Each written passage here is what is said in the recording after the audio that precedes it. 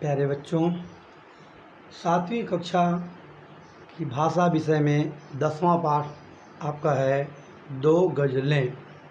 इसमें से पहली गज़ल है बेटियां और दूसरी गज़ल है असर। गज़ल उर्दू भाषा का एक शब्द है। हिंदी भाषा में आप कबीर, रहीम के जैसे दोहे पढ़े हैं, वैसे ही उर्दू भाषा में दो दो पंक्तियों के शेर होते हैं।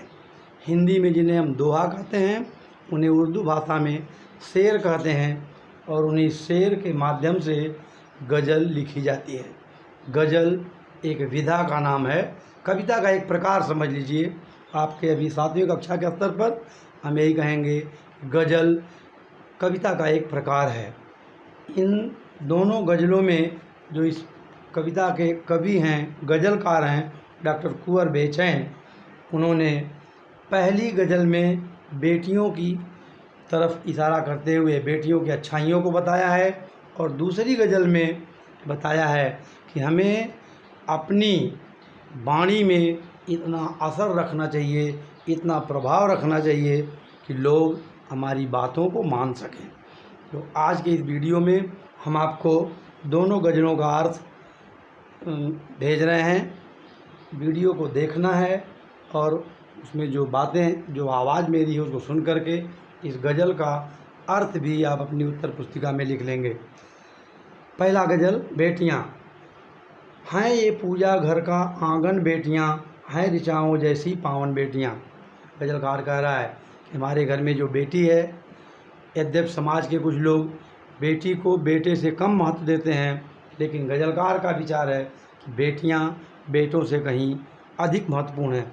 हमारे घर की जो बेटियां हैं, वो घर में बने हुए पूजा का कमरा है। जिस कमरे में हम आप पूजा करते हैं, वही पूजा घर हमारे आंगन की बेटी है। और हमारे वेदों में जो मंत्र है, उस मंत्र को हम ऋचा कहते हैं। तो हमारी बेटियां वेद मंत्र जैसी हैं। अब तो सारी दुनिया ही कहने लगी, जग की दौलत से बड़ा धन बेटियां। दुनिया में जो भी धन है, जितने प्रकार के धन दौलत हैं, उन सभी धन दौलतों में सबसे बड़ा धन हमारी बेटियां हैं। सामने आई तो याद आ जाएगा, हैं बड़े बूढ़ों का बचपन बेटियां। जैसे ही कोई बेटी हमारे सामने आती है, तो लोग बड़े बूढ़ों को उनका अपना बचपन याद आ जाता है। इतना महत्वपूर्ण बेटी का असर है, इतना महत्वपूर्ण दर्जा है कि हर बेटी बड़े बूढ़ों को उनका बचपन याद दिला देती है। दो घरों की छत बनाने के लिए दो घरों की एक दर्पण बेटियां। बेटी एक ऐसा कड़ी है जो दो घरों के बीच रिश्ता बनाती है और दोनों घरों के मधुर प्यार को बढ़ाती है, उनका महत्व बढ़ाती है। पहला घर माता पिता का घर और दूसरा घर विवाह के बाद ससुराल। अपनी मेहनत से बना लेती हैं ये एक जंगल को भी उपवन बेटियां। कभी कह रहा है कि जो बेटी है वह जंगल को भी अपने मेहनत से सुंदर घर बना लेती है। यानी जिस परिवार में बेटी रहती है, माँ के पास या ससुराल में सास ससुर के पास, उस घर को घर बनाने का काम बेटी अपनी मेहनत से करती है। खुश्क रेगिस्तान सी है ज़िंदगी और रिमझिम मस्त सावन बेटियां। इंसान का जीवन सूखे हुए रेगिस्तान जैसा होता है, लेकिन जैसे रेगिस्तान में सावन के महीने में जब रिमझिम बारिश होती है, तो रेगिस्तान भी सुखद अनुभव करता है। वहाँ भी कुछ दिन के बाद थोड़ी बहुत हरियाली आ जाती है। वैसे ही रेगिस्तान के समान नीरस जीवन में जब बेटी का आगमन होता है, तो उसके आने से हमारा जीवन सुखद हो जाता है। जन्म से ही साथ लाती हैं कुंवर फूल सातन मोम सामन बेटियाँ। कुंवर जी कहते हैं कि हम जो समाज में बेटियां हैं, वो जन्म से ही कोमल होती हैं। उनका शरीर फूल के तरह कोमल और मन मोम के तरह होता है। जैसे फूल कोमल है, ज़रा सा भी उस पर दबाव पड़े तो वह टूट फूट जाता है, मुरझा जाता है। मोम को थोड़ी सी भी गर्मी पड़े वो पिघल जाती है। वैसे ही इन बेटियों का शरीर कोमल है, तो हमें इनके ऊपर कोई अत्याचार का दबाव नहीं डालना है और कड़वे वचन, रूखे व्यवहार की गर्मी नहीं देनी है, नहीं दे पिघल जाएंगी। इनको अधिक से अधिक प्यार दुलार दीजिए, जिससे ये खुश रहें और हमारे जीवन को खुश रख सकें। अब हम दूसरे गज़ल की तरफ बढ़ते हैं। दूसरा गज़ल है असर। इसके नाम को आप थोड़ा विचार करेंगे इस पर तो एकदम आसान सा शब्द है असर। हम किसी को प्यार से बात करते हैं तो उसका चेहरा खिल जाता है। बड़ों को हम नमस्ते करते हैं, वो हमें आशीर्वाद देते हैं। आप मेहनत से दिल लगा के पढ़ाई करते हैं तो आपके गुरु भी खुश, आपके दोस्त भी खुश, आपके घर वाले भी खुश, यानी आपके हर काम का असर पड़ता है। वही असर प्रभाव नाम से गज़ल लिखा है गज़लकार ने। ज़िंदगी की राहों में खुशबुओं के घर रखना, आँख में नई मंजिल पाँव में सफ़र रखना। आपको अगर किसी स्थान पर जाना है तो वहाँ जाने के लिए चलना पड़ेगा।